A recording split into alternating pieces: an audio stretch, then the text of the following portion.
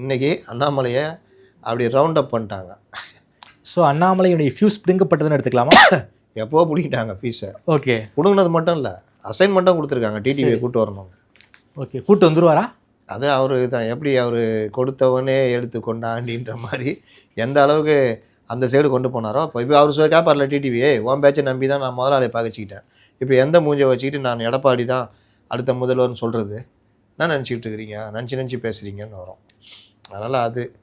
அதனால் பாஜக ரொம்ப வேகமாக தமிழ்நாட்டில் திமுகவை வீழ்த்தணுன்றதில் ரொம்ப உறுதியாக நடவடிக்கை எடுக்கிறாங்க. ஓகே, இப்போ கூட நான் ஒரு பதிவு போட்டிருப்பேன், பார்த்துருப்பீங்க.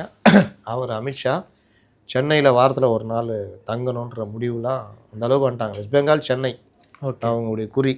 அப்போ சென்னைனா தமிழக அரசியலில் அப்பப்போ வர பிரச்சனையும் இது பண்ணி கொண்டு போகணும். எவ்வளோ வேகமாக இந்த இதை கூட்டணியை ஸ்பீடப் பண்ணணுமோ அதெல்லாம் பண்ணணும். பேச்சுவார்த்தைகள் மற்ற எல்லாத்தையுமே முடிக்கணுன்ற முடிவு பண்ணாங்க. ஜனவரி பொங்கலுக்குள்ளே எல்லாத்தையும் செட்டரேட் பண்ணணுன்ற முடிவு பண்ணிட்டாங்க. அதனால் பொங்கலுக்குள்ளே கூட்டணியில் யாருக்கு எவ்வளோ தொகுதி எல்லாம் முடிவாகிடும். தாவேகாவும் என்ன முடிவுன்றதோ அப்போ முடிவாகிடும். ஓகே சார், வர்றீங்களா வரலையா 2ல் 1ன்ற மாதிரியும் தாவேகாவும் போயிடும்.